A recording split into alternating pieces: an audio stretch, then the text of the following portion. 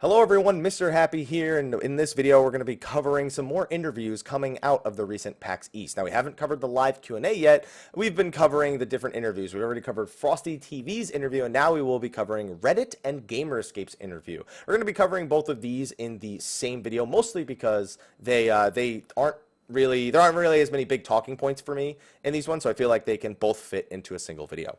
So without further ado, Reddit's 2007 PAX East interview. A lot of these questions were submitted from Reddit itself. There was a thread which you could go to and post your question, and they could see what they could possibly get through in order to actually ask. So we're just going to go through these questions before moving on to Gamerscape. So Reddit first asked about accessibility for colorblind options on the PlayStation 4, such as telegraphs or AoEs on the ground. They are always orange no matter what. Are there any plans to add accessibility options for players who are colorblind to be able to better differentiate these ground AoEs? So basically, Yoshi P just talks about the mode is there, it's already created and set up. It's just there are still some compatibility issues. Certain drivers that are on some PC graphics. So they are actually working on straight up colorblind options. That's good to know as someone who is a colorblind player myself. They've done great things with the new AoE markers, but there's always still going to be some troubles. Yoshida also mentioned that a lot more people are asking about that problem as of late, and specifically it seems to be with Zervan.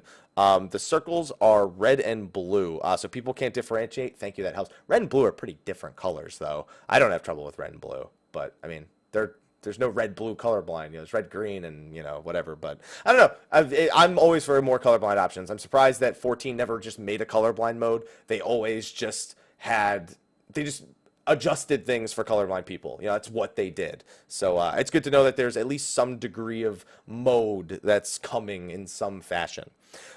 Next thing Reddit asks is, players enjoy keeping many glamour sets which they switch between frequently. Are there plans of making a glamour log? Thank you for asking. This is basically asking for the transmog system or something like Guild Wars 2's glamour system. Thank you. Where obtained pieces are glamourable without having the physical item, like WoW transmog. Yoshida thinks, when asked is it physically possible, yes, it's not impossible, but there's so many different things that we want to do in terms of UI that I'm afraid its priority isn't high. Leading up to 4.0, we're also setting up the UI that each job has their own sort of user interface. There are many different tasks that are on a priority list, so it might take a bit of time before we can address it. Basically, it's possible.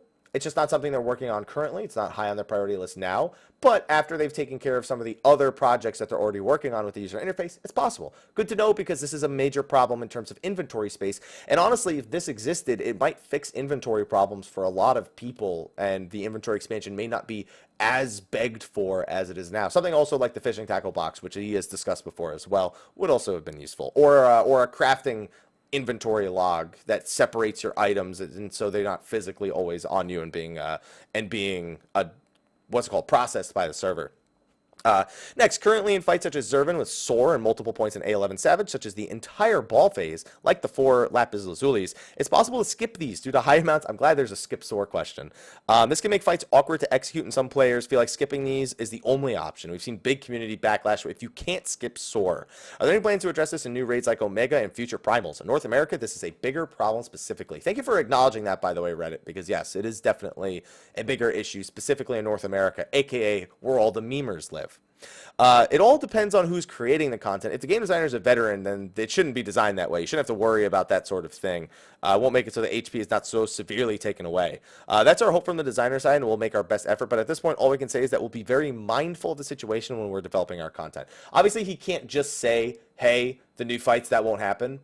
But especially because with increased item level, that just kind of happens eventually.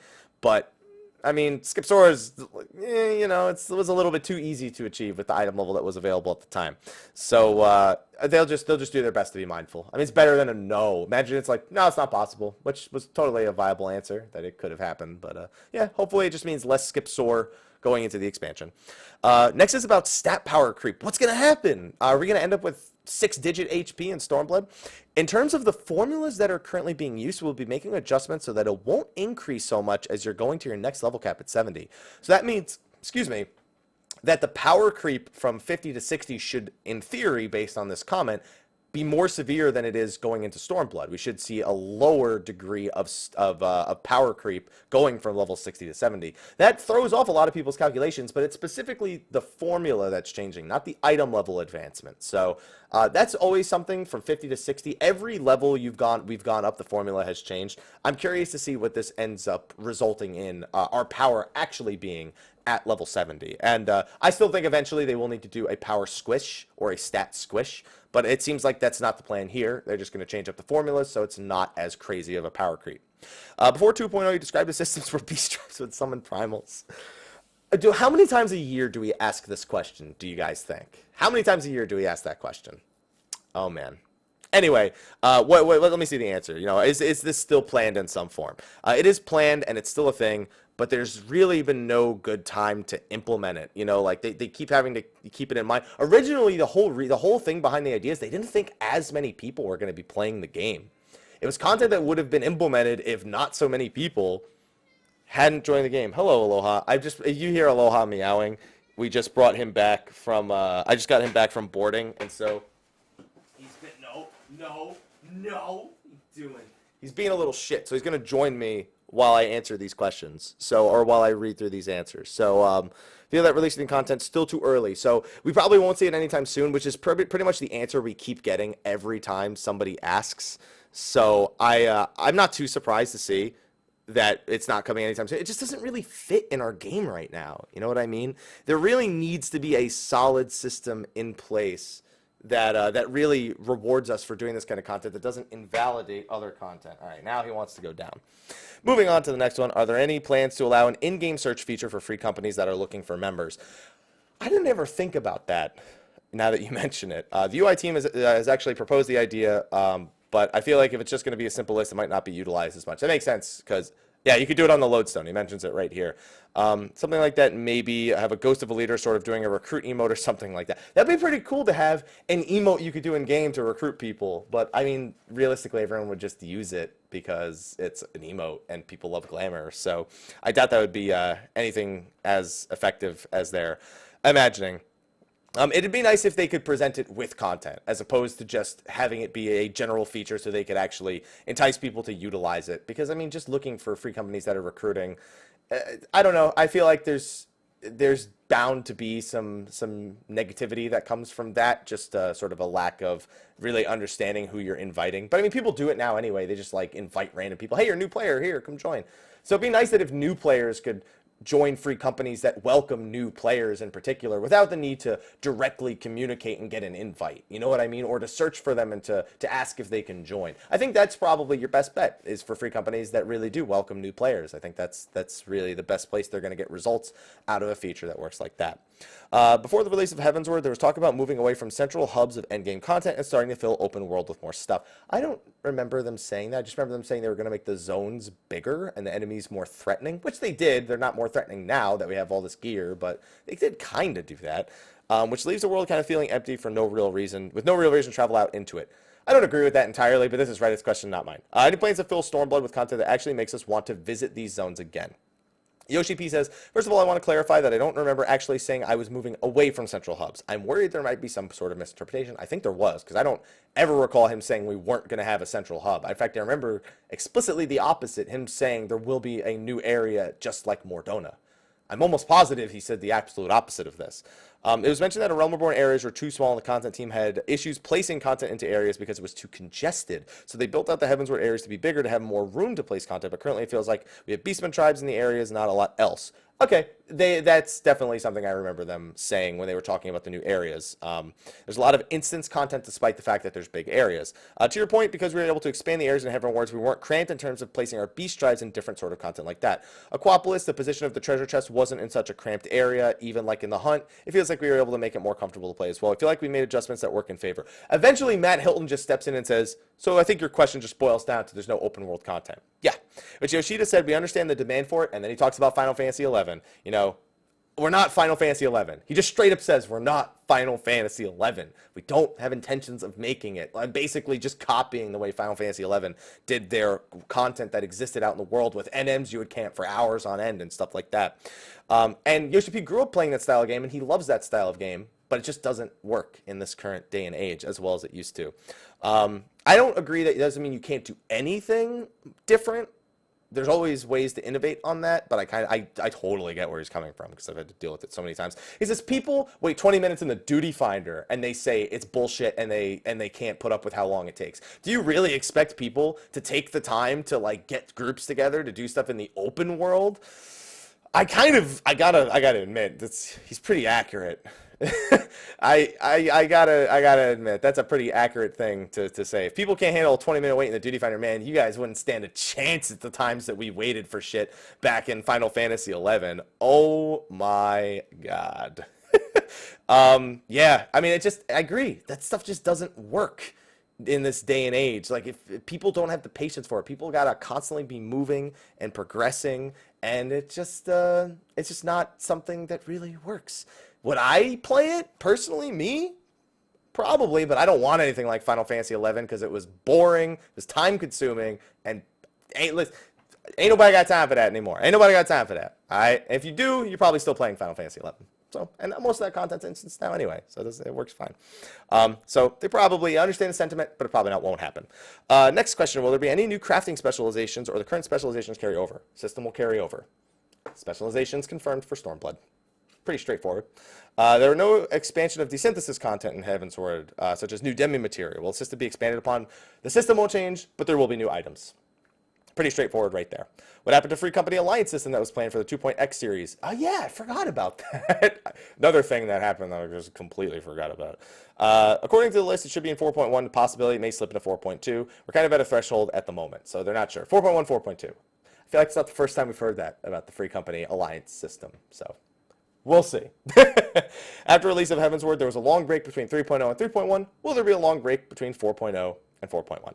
I'd love to give our dev team a break, but for 4.1, we've been planning for it ahead of time to make sure that our plans are aligned. We're going to attempt releasing this patch in accordance to our typical patch schedule. Attempt, not absolutely. Something may come up, but they're going to attempt it. This seems to be a feature request. Can we request repairs similar to how we did?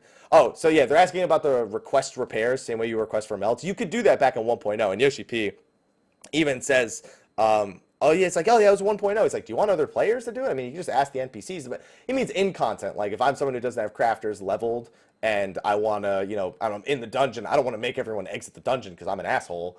I'd rather just, ask, hey, can you just repair this real quick? He says that they could put like a random NPC in there and they could technically do it. It's different because the way that the instances are designed is the same information doesn't exist in the same way that it exists when you're out in the other zones.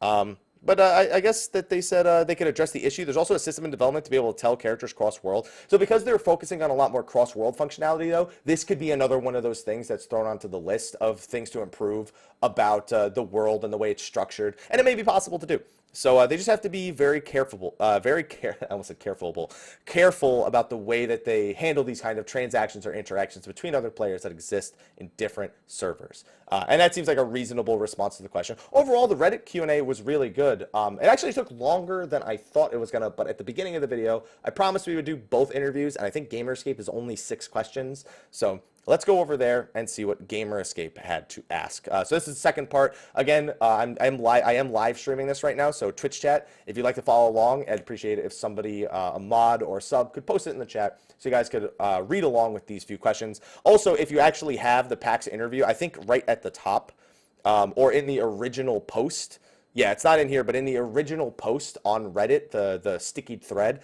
there is actually a link to it. So if you go to the front page of Reddit, you can also get the Gamer Escape link, or you can just go to Gamer Escape itself. So the first question from Gamer Escape: at FanFest, you said that in order to see Al Amigo, we would need to liberate it and go there. Will there be a similar system for Doma? How will liberation be different between the two cities? Yeah, a lot of us were thinking we'd have to like capture the city block by block, and that this was going to be involved in some of the content that they're saying was like brand new or something like that.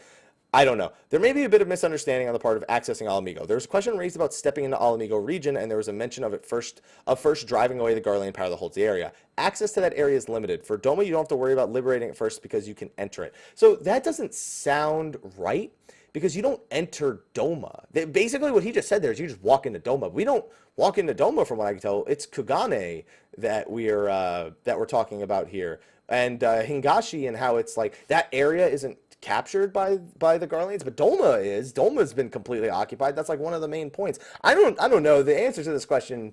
I almost feel like the answer to this question is more confusing than the answer to when we were talking about liberating Al Amigo. So I feel like it's different. Like Doma is occupied. There's no way we just walk into it. You know, it's in Yangja. It's not in Hingashi. You know, it's all part of Authored, but it's, I don't know. I'm going to move on. I'm going to pretend I didn't read that. Next question. Are you planning on using the deep dungeon system in Stormblood? They've answered this already, but let's read this answer. We do have plans to implement in the content. Yes, I'm afraid I can't tell you what type of content it is. What? What does that mean? Is it that much different from Palace of the Dead? Or is he just like talking about like where we're going and how it's different? I don't know.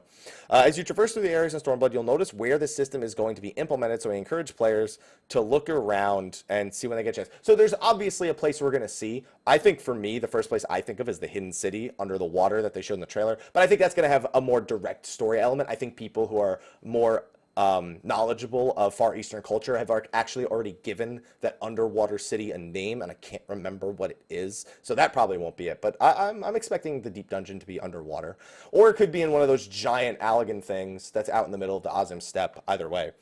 On the new world map, the island of Thavnair has been uncovered, but its capital city has a generic icon with no flag. Is that a sign we won't be going there? I said that because Thavnair is between the two continents, and yet there's been no mention of going there. No, you won't be able to go in it yet. Of course, it has been officially depicted, but you won't be able to access it right away as of the launch of 4.0. He says right away. He doesn't say we won't be able to access it. I'll just let that one sit for a little bit.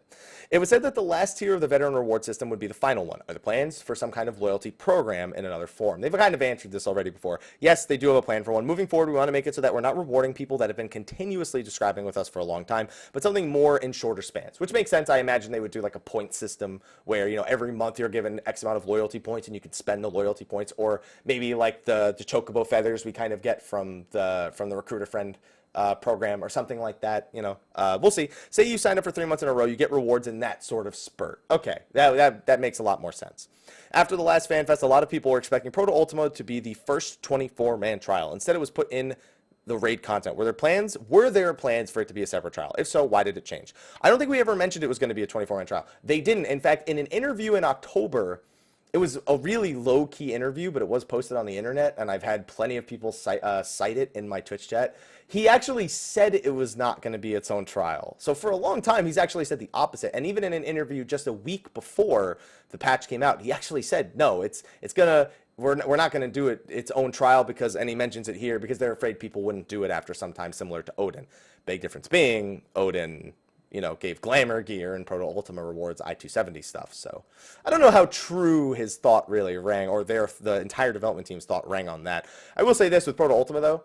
As much as it was super easy and it was in Dudsuke, it is actually the exact same difficulty as the FanFest one. That's just not very thrilling as new content in the game, you know, and I totally get that.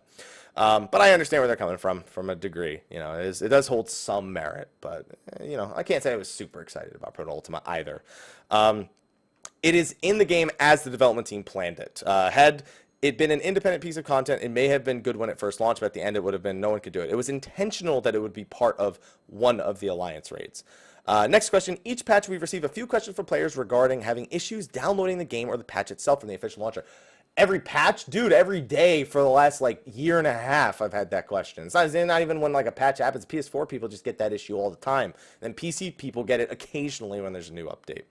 Let's see. It's not impossible. How are people having issues? Have you considered ways to download the files from an alternative source? Okay, good suggestion. It's not impossible. How are people having issues? So Reddit actually was sitting in here. So my computer is okay, but my brother's machine on the same network has had this issue on his computer when he downloads the game. We see people asking about this on Reddit every week. Same network? That might be the issue, because the server might be thinking, because you only have one static IP, that multiple machines accessing from the server might think it's one person trying to access many times.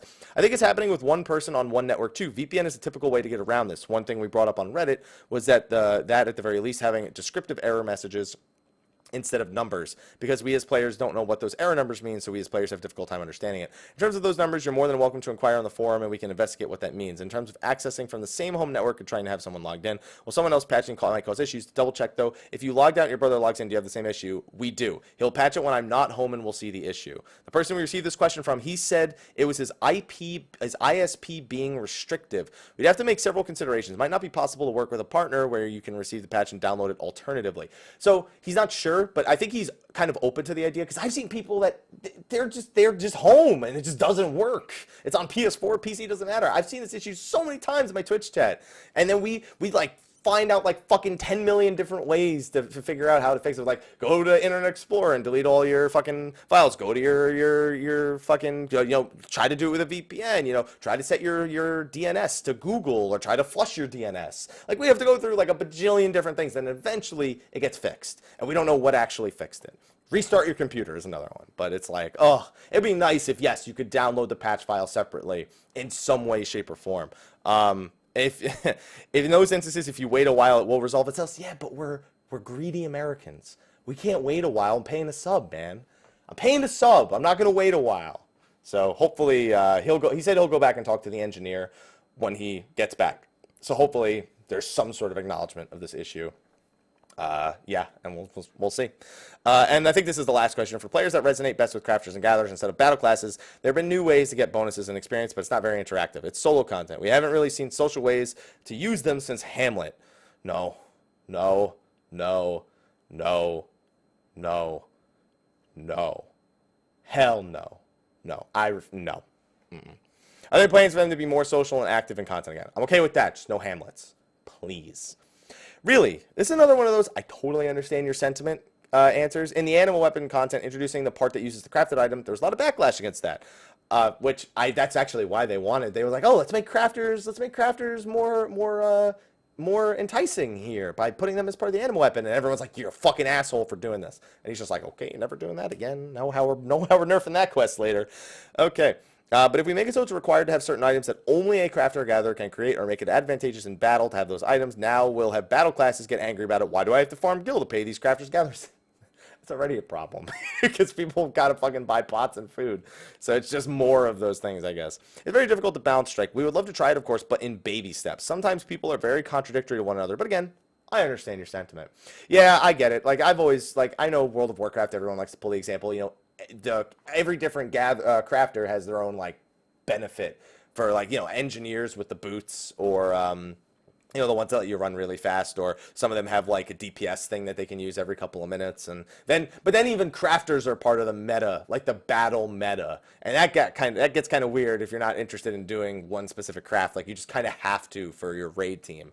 So I get it, but like I would like crafters and gatherers. I'm always down for more social interactions between crafters and gatherers, and I agree they do feel very segmented off, and they're a part of their own communities that the battle jobs kind of just only interact with on a need basis.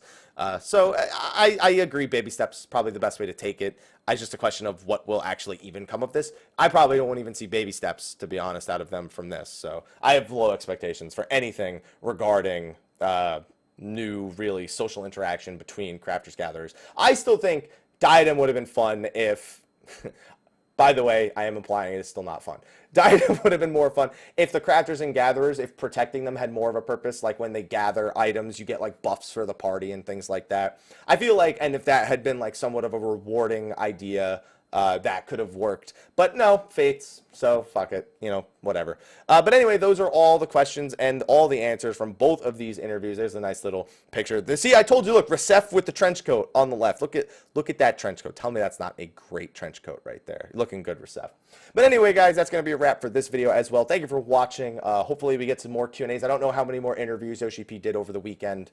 If any of the major companies like Famitsu or any of the Japanese companies came and did interviews with him. I have no idea. So hopefully we'll see even more. Anyway, be sure to like, favorite, subscribe, and share. Check out both of these posts. Be sure to go to them, upvote them, give them hits. You guys know what to do. And I will see all you guys in the next video. I got plenty more to record, so let's get to it. Thank you for watching, and until next time, take care.